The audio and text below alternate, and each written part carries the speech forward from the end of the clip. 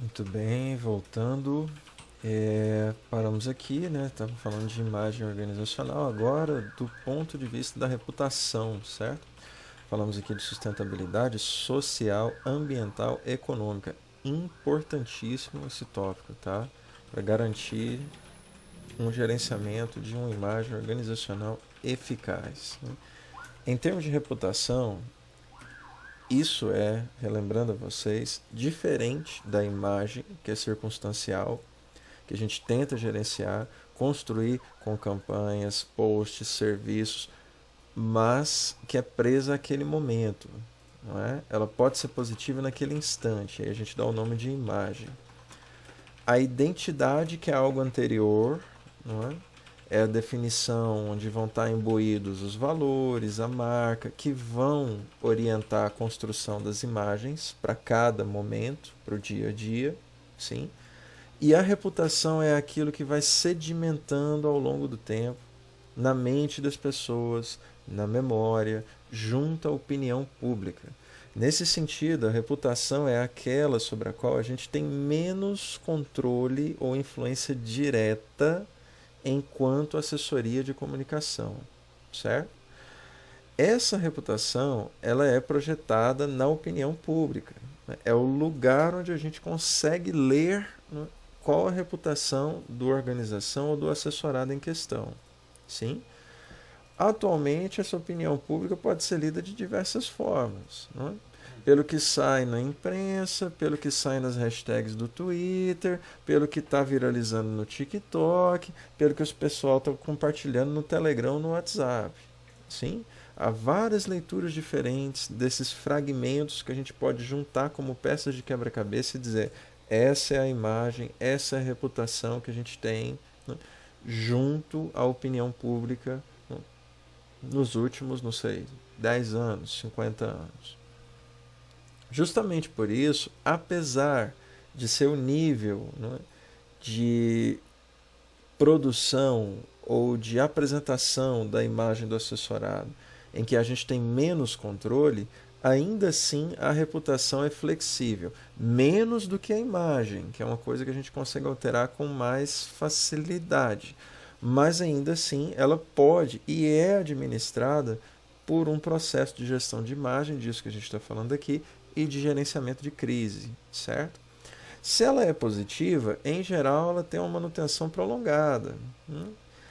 Essa positividade ela é prolongada. Então, mesmo que você tenha episódios recentes que maculam, não é? Que mancham a imagem do assessorado, daquela organização, se ela tiver uma reputação positiva, ela consegue segurar. Não é? E em momentos de crise, isso pode até ser positivo para conseguir passar pelas crises. Né? Por outro lado, quando é de reversão difícil, não é? Você não consegue, se você tiver uma reputação é, negativa, historicamente, reverter isso a médio ou curto prazo. Né? É um processo contínuo de trabalho gestado, né, cotidianamente, para conseguir surtir efeitos que vão se sedimentar ao longo do tempo. Né? Então você não muda reputações com uma campanha. Né? Não existe isso. Pela própria definição do que a gente está chamando aqui de imagem e reputação. Você consegue alterar imagens, com certeza, né? Com uma campanha, com um post, com uma ação. Reputações são coisas que vão sendo sedimentadas ao longo do tempo, certo? Um exemplo interessante é o que aconteceu com a prefeitura de Aparecida de Goiânia, para a gente sair da esfera corporativa aí, durante a gestão da pandemia. Né? Saiu, por exemplo, no Mais Goiás, houve um momento, vocês devem se lembrar disso, de grande desentendimento entre o Gustavo Mendanha, então prefeito de Aparecida, eleito com uma aprovação gigantesca de mais de 90% das urnas, não é? E o Caiado, que estava colocando alguns decretos estaduais sobre como devia ser o escalonamento do comércio, não é? Como o comércio deveria funcionar. Ele tinha colocado nos decretos uma política de fechamento total em determinados períodos de tempo. O prefeito de Aparecida falou: não, a gente fez um estudo chancelado por não sei qual instituto e, na verdade, a gente vai fazer um fechamento por escalonamento. Então, determinadas regiões da cidade vão abrir nesses dias e horários, aí depois elas fecham, essa outra região aqui abre nesse dia e horário, depois ela fecha para dar lugar e assim sucessivamente, né? O que aconteceu foi que houve um grande desentendimento entre essas duas autoridades e isso começou a pautar a opinião pública, né?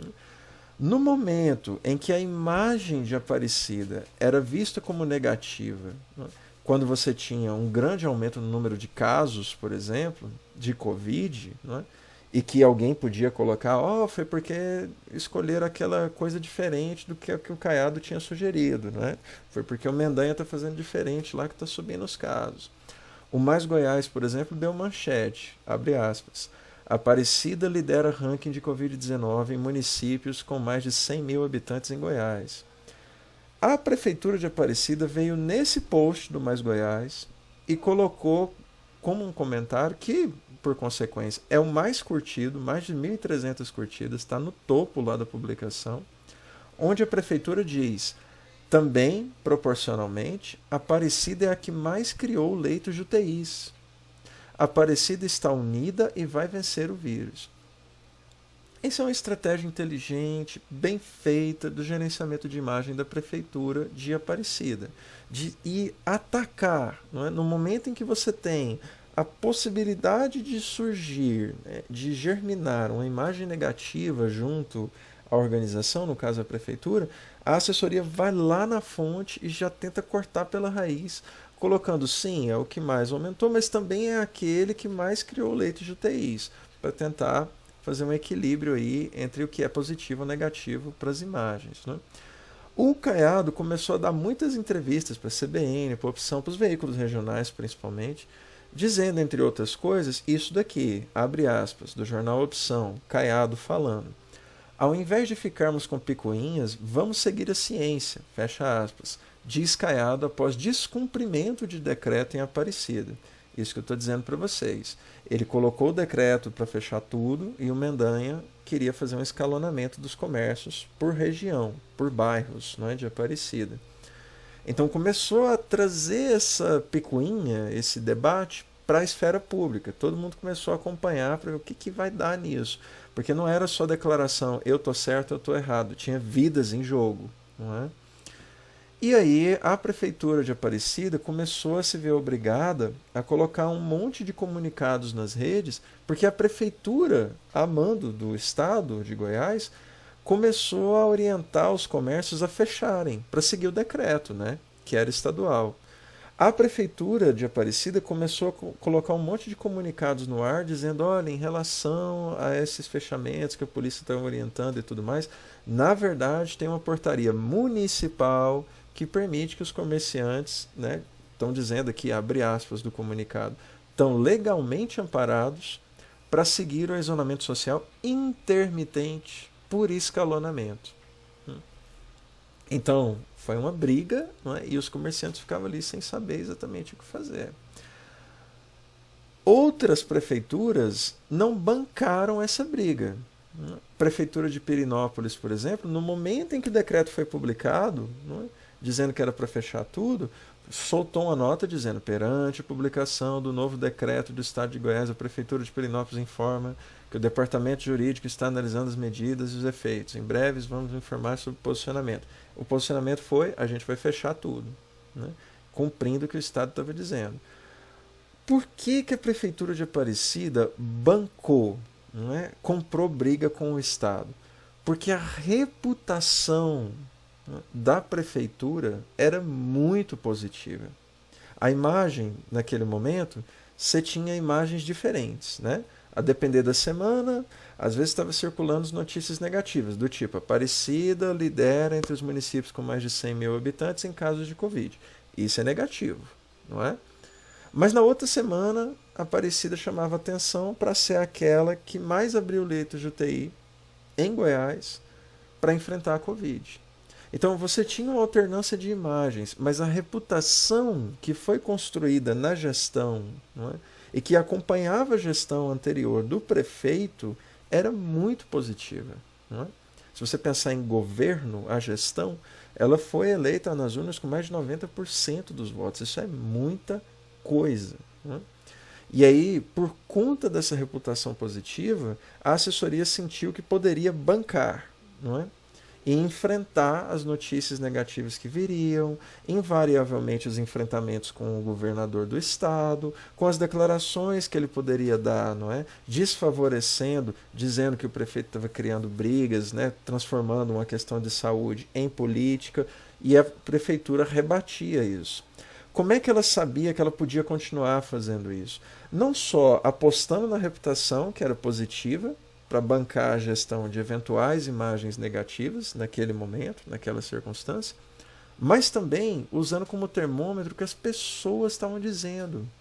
Naquela publicação do Mais Goiás, em que se destaca, né, que a Aparecida estava com muitos casos de Covid, quando a assessoria vem no post do Mais Goiás e diz que, ao mesmo tempo que também era o que tinha mais casos, também era aquele que abria mais leitos de UTI, 1.300 pessoas curtiram a publicação. Tem um apoio aí, sim? Tem uma manifestação de apoio ao que a prefeitura estava fazendo.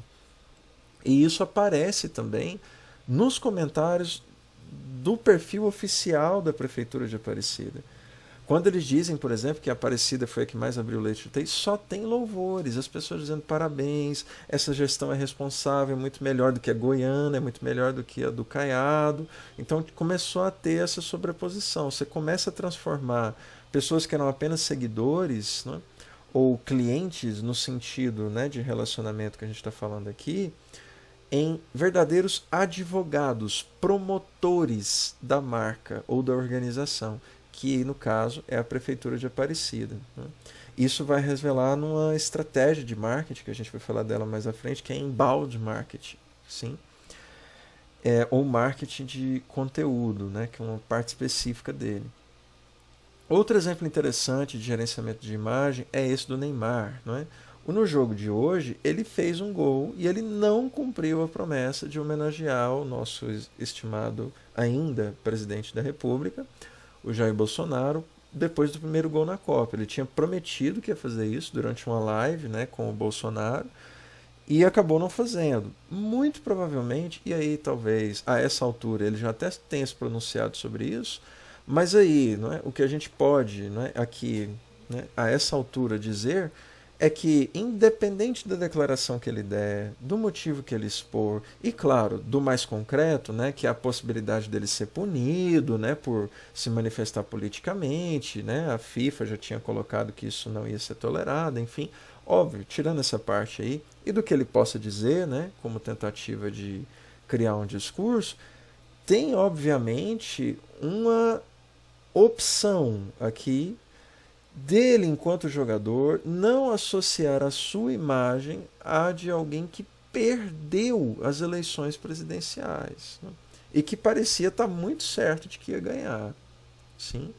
Então, ninguém quer ficar associado ao lado do perdedor. Não é? Ninguém, em nenhum tipo de contexto. Então, nesse sentido, não é? Há uma estratégia aqui que é, sobretudo, de comunicação. Sim? E, obviamente, ele é patrocinado por várias marcas que também vão ficar atentas ao que ele está dizendo, aos posicionamentos que ele está admitindo, a como ele está se expressando, para decidir se mantém ou não os patrocínios à camisa que ele ostenta. Sim?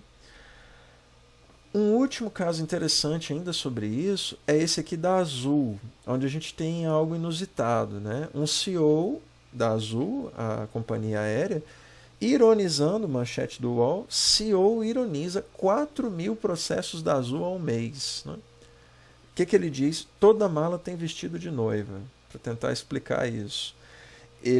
Aqui é uma entrevista do CEO da Azul para o UOL Economia, dizendo que a companhia enfrenta ao mês, tá? Não é durante um ano, por mês, a Azul recebe mais ou menos uma média de 4.000 processos judiciais dos clientes. Né? E que isso, muito interessante, é uma coisa bastante brasileira. Né? Ele vai dizer, tem essa declaração aqui, né, no, entre aspas, tá, concedidas ao UOL. A United, que é a controladora da Azul, tem 3% de seus voos aqui no Brasil. De todos os voos que a United faz no mundo inteiro, apenas 3% deles são aqui no Brasil. Mas desses, 85% de todas as ações judiciais estão no Brasil. Quer dizer, tem uma disparidade muito grande. É um pessoal que gosta de caçar confusão, né? Ele, na ótica dele aqui. E aí, nesse sentido, a comunicação da Azul não endereça esses fatos publicamente. Lógico, por uma questão jurídica, não é? Para não tentar criar um imbróglio que vai ter que ser resolvido no tribunal depois, até porque um post no Instagram comentando algo desse tipo pode ser judicializado e usado como uma peça, né, para acusação ou para defesa em um desses processos judiciais. Então, sempre que envolve justiça, em geral, a assessoria tenta, ou pelo menos buscar uma consultoria para ver se pode se pronunciar sobre isso e como deve fazer isso, ou se realmente não vale a pena correr o risco daquela ação, daquele post no Instagram, de uma nota no site, de uma declaração do CEO, ser judicializada. Ele aqui até brinca com o fato, dizendo, não, é como se toda mala que a gente perde em algum voo tivesse um vestido de noiva dentro. Faz uma ironia, porque realmente é algo muito fora da curva, né? E aqui ele também joga com a reputação da empresa. Ele diz que, no começo da entrevista, que a Azul é sempre a companhia aérea mais bem avaliada, em nível de pontualidade, em nível de preços. Em geral, eles batem os das outras companhias, eles trazem relatórios para mostrar isso, né, para não ficar só na boca dele. E aí depois é que ele joga essa parte negativa aqui, né, dos processos que eles enfrentam. Mas que essa boa reputação é o que segura eventuais danos à imagem circunstanciais. Sim? Pensando, e aqui talvez seja a coisa mais importante que eu vou dizer de todo esse bloco, tá? Pensando nas ações de gerenciamento, autores como a Margarida Kunsch vão dividir a comunicação organizacional em 3 tipos, certo? A primeira é o que a gente chama aqui de comunicação administrativa.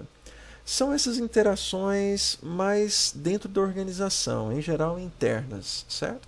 São interações, comunicados que permitem que a organização funcione normalmente. É quando o seu chefe vai pedir para você encaminhar um ofício por e-mail, mandar um e-mail para todo mundo falando que vai estar liberado para o Jogo do Brasil não sei que hora. São essas coisas que vão fazer a empresa girar administrativamente.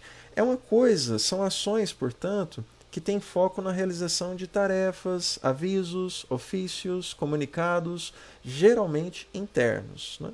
E que geralmente não vão tentar assim, mobilizar afetos, não é uma ação, não é uma peça publicitária dirigida aos funcionários, não é um evento de confraternização, não é nada nesse sentido. A gente está falando aqui de coisas absolutamente administrativas, mas que ainda são comunicação e que ainda tem que levar em conta o vocabulário que você vai usar, para quem vai ser endereçado e todas as outras questões que a gente já viu no momento, por exemplo, de planejar um release, não é?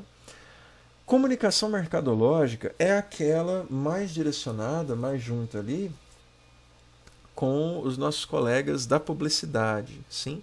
São as campanhas, as peças em múltiplos formatos destinadas à captação de clientes, não é? Ou, se a gente estiver falando de uma organização pública, a prestação de contas mais diretas, não é, para os clientes do serviço público, que são os pagadores de impostos, né? Ou aquelas peças que estão tentando gerar receita, produzir lucro, sim?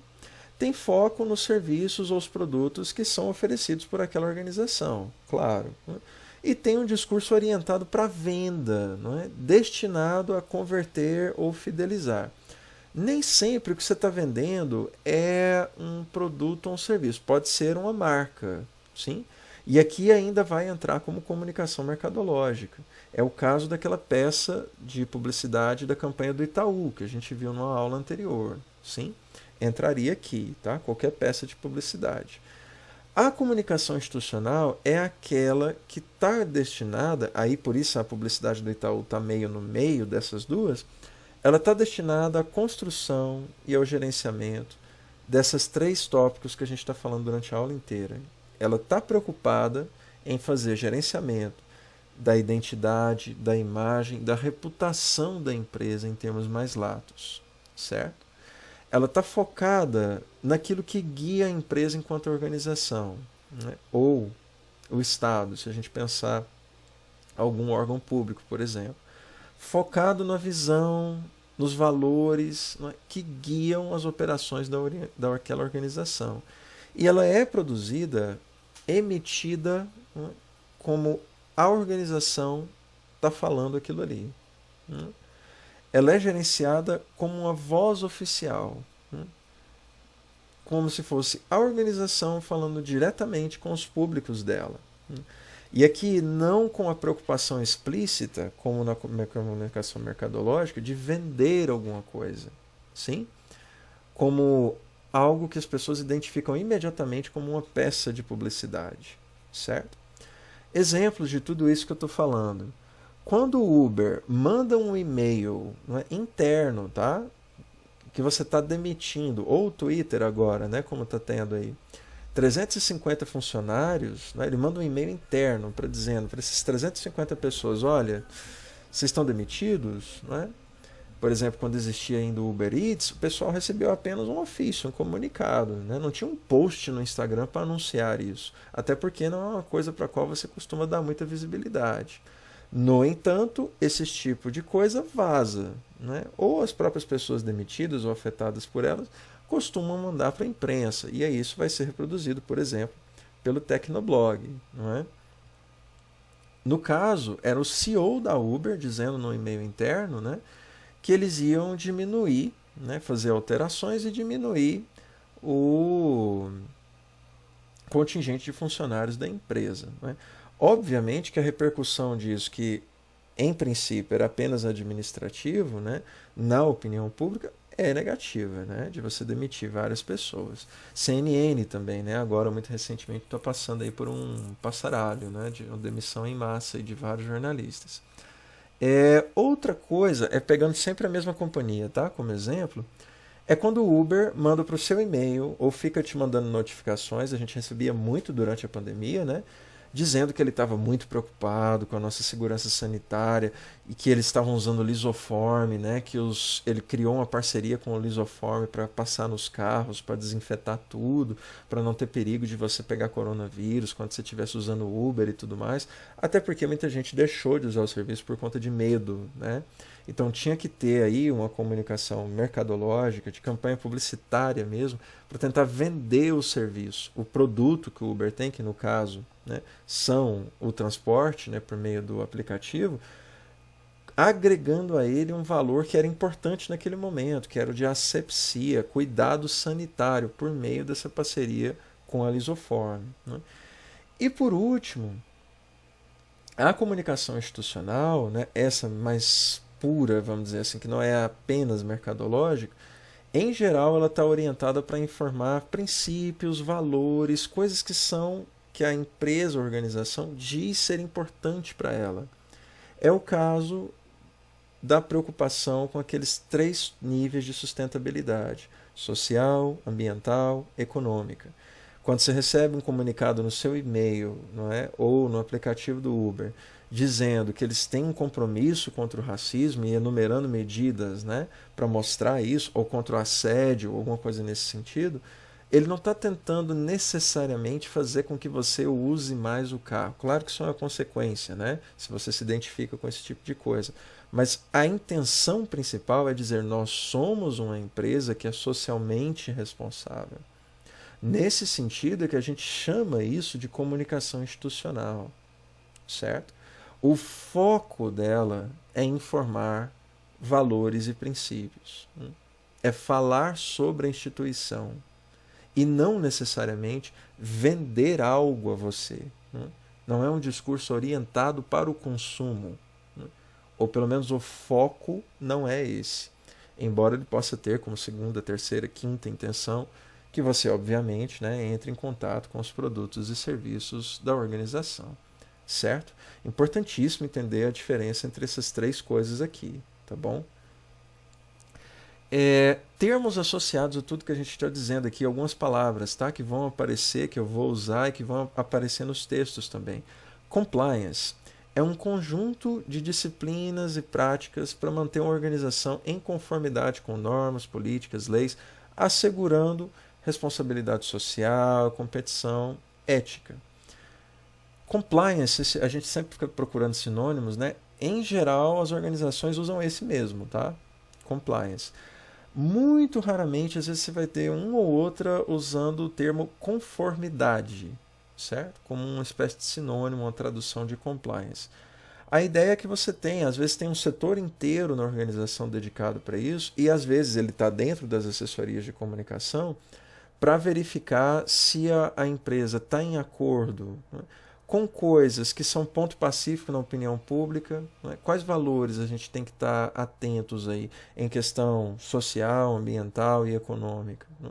Ainda na questão social, quais são as pautas de grupos historicamente desfavorecidos que a gente tem que tomar cuidado para não desrespeitar. Sim? Questões de racismo, assédio, homofobia, qualquer discriminação em natureza de gênero ou crença, alguma coisa nesse sentido.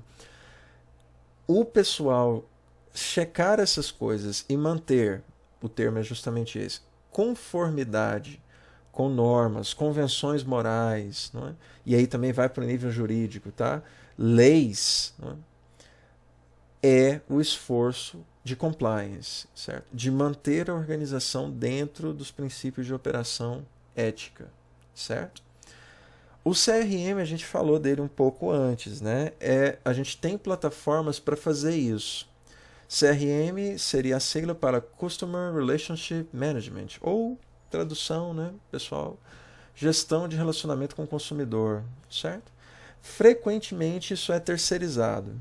Às vezes as assessorias de comunicação usam plataformas para fazer isso.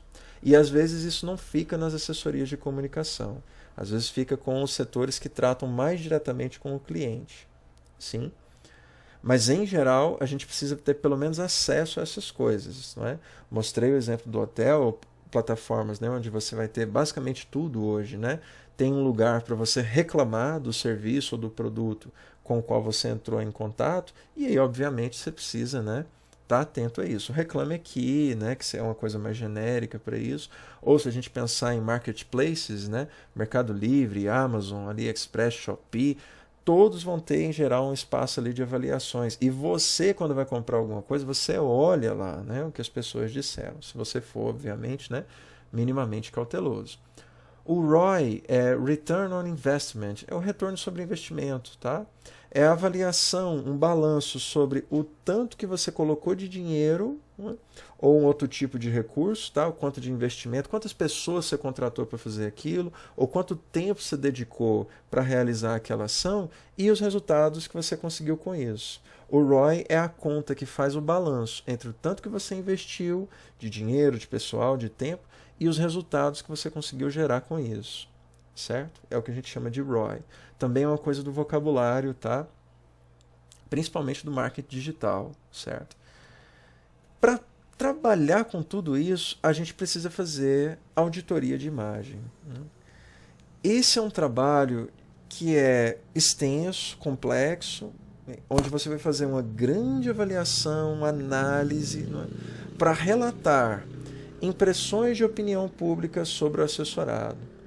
Então, se você é uma empresa do ramo de alimentos, é importante que, para além de você pegar um feedback, né, das pessoas que estão ali no restaurante comendo, né, colhendo alguma coisa do que elas estão dizendo, você precisa ir para o Google Maps, para o Instagram, né, para o TripAdvisor, para saber onde nesses lugares o que as pessoas estão dizendo sobre o que você está falando.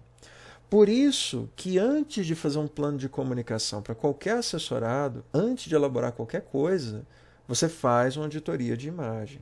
Para isso a gente tem ferramentas, tá? E a gente vai falar de algumas delas, né, mais à frente, tá bom?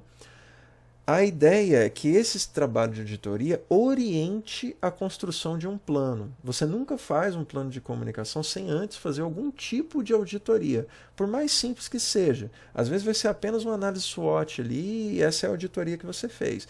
O ideal sempre, claro, né? Idealmente, é que você faça a coisa, o serviço, a leitura, o escaneamento mais completo, mais complexo quanto possível. considerando, claro, né, todos os lugares onde pode ter alguma impressão, alguma avaliação, algum juízo sobre o seu assessorado, certo? Pode debruçar-se sobre um único conjunto de ações para mais precisão. Por exemplo, eu não tenho redes sociais, ou então só tenho Instagram, e quero expandir isso. Estou numa empresa aqui da linha de informática, certo? Só tenho um perfil no Instagram que eu atualizo de vez em quando, e agora eu quero ter uma presença forte nas redes, no Facebook, no Twitter, no TikTok, no YouTube, em tudo quanto é lugar. No LinkedIn, fantástico. Eu posso criar um plano de comunicação focado nas redes sociais daquela organização.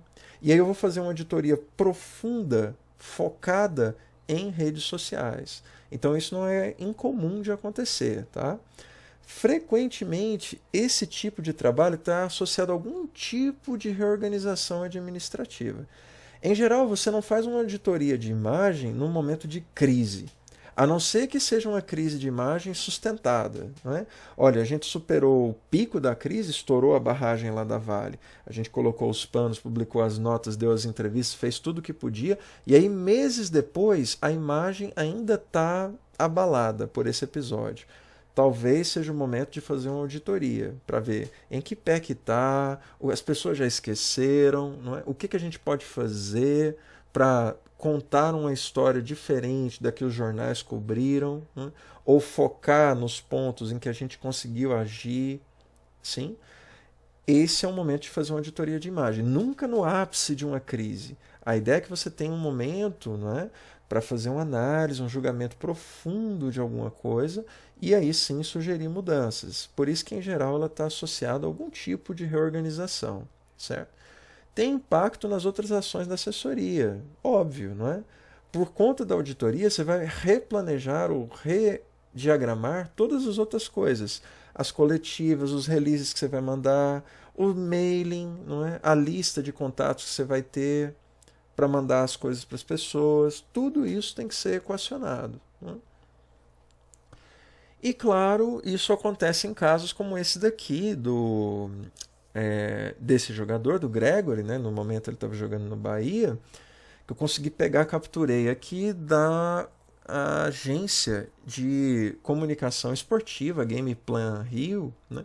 Que fazia a assessoria de comunicação dele. Não sei em que pé que está hoje, tá? Isso aqui é 2020.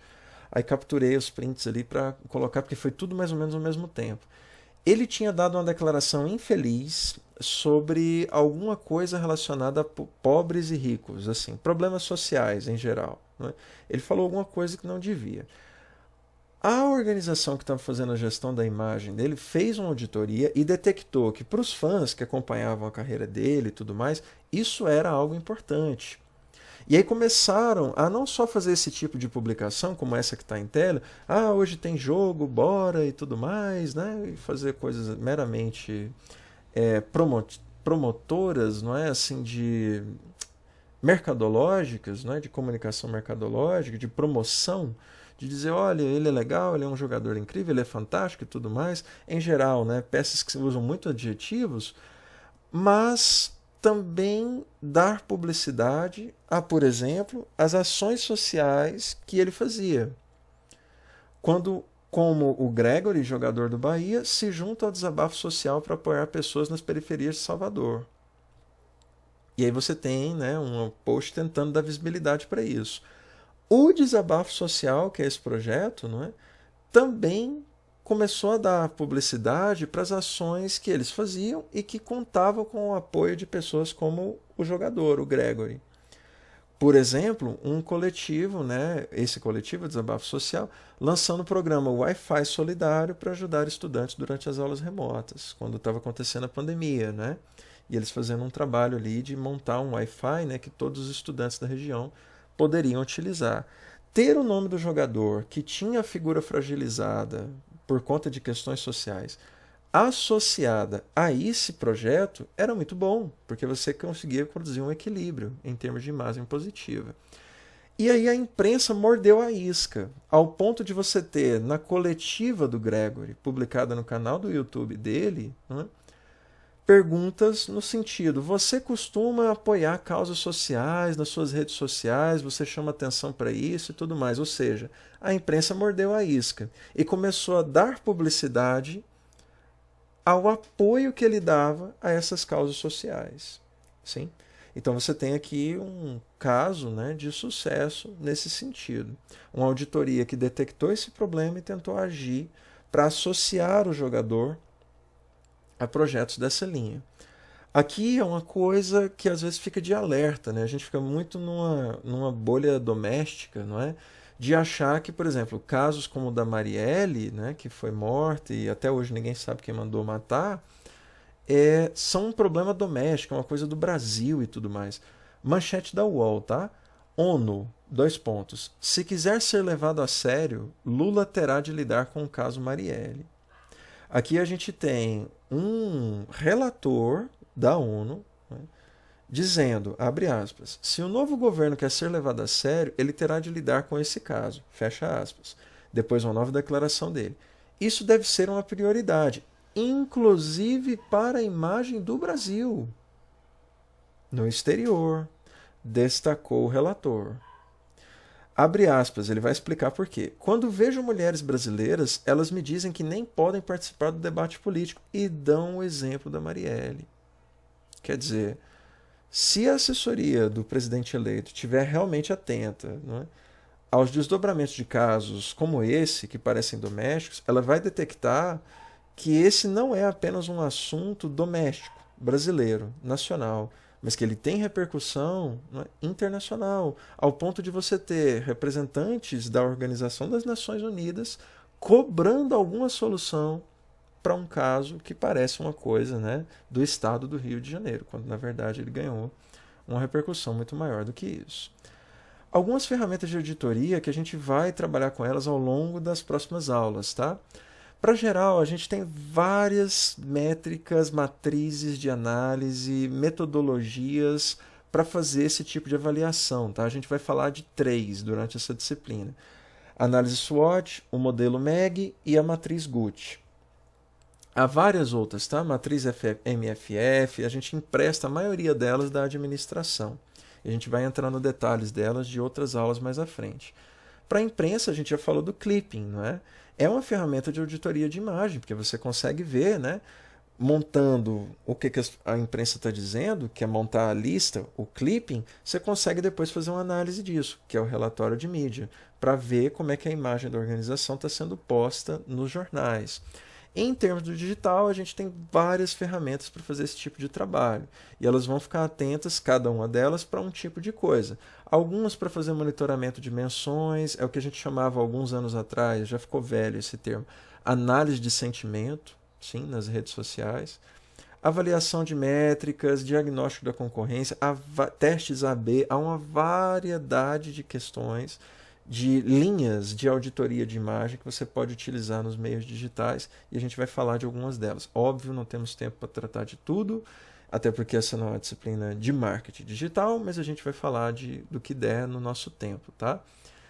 Então, alguns erros comuns de auditoria de imagem: coletar impressões sem direcionamento. Vou pegar tudo, imprensa, Google, tudo que sai, vou botar tudo na mesma lista. O importante é que você faça uma segmentação. Rastrear o discurso do assessorado apenas junto aos públicos-alvo. Sempre escapa, sempre tem alguma coisa que sai da bolha que você está acostumado a monitorar as coisas sobre aquela organização. E desconsiderar ações, repercussão e dados de concorrentes ou parceiros. Exemplo disso, ainda ficando no Uber, tá? Matéria no canal Tech, um jornal focado em tecnologia, falando: Uber agora pode exigir selfie com máscara dos passageiros no Brasil. Você tem menções, não é, à parceria, né, com o Lisoform, e lá embaixo está identificado assim, fonte Uber. Ou seja, isso é um release que o canal Tech reproduziu, que eles receberam da assessoria da Uber. Sim, isso é raríssimo, tá? Os jornais em geral darem o crédito. Tem um outro veículo de comunicação, esse aqui focado em informática, Computer World, com a seguinte manchete: novo recurso do Uber faz verificação do uso de máscara dos passageiros via selfie. Novamente, tem a menção ao lisoforme, não é? E não tem nenhuma menção à assessoria de comunicação. Para o Uber, qual é a repercussão mais importante? A do canal Tech, que fala de tecnologia em geral, ou a da Computer World, que fala especificamente de coisas relacionadas a aplicativos digitais, por exemplo? Certamente a do último, sim? Porque é o nicho mais específico. É para esse que tem que estar mais direcionado os releases mais específicos como esse, que é uma coisa muito específica, né? Usar a câmera para fazer a verificação de máscara usando o selfie. Então, nesse caso, a publicação na Computer World é mais importante do que aquela que vai sair, por exemplo, na Folha ou no Estadão. Não é? E, claro, tem aquilo que escapa, não é? Do monitoramento da imprensa, por exemplo. Se você vai para o Twitter, digita Uber e Lisoform, não é? Vai ter lá as menções das pessoas, dos usuários comuns, vamos dizer assim, né? Dizendo, por exemplo, mais uma ótima parceria estratégica. O que o cara de Uber, outro usuário falando, o que o cara do Uber meteu de lisoforme do carro, olha, minha corrida não paga. Curti, né? Parecia uma crítica, no fim ele está achando bom. Depois, outro usuário diz, Uber faz parceria com a Lisoform para ajudar na nossa saúde. Haha. Tá louco que um produto com soda cáustica na composição ajuda a saúde de alguém.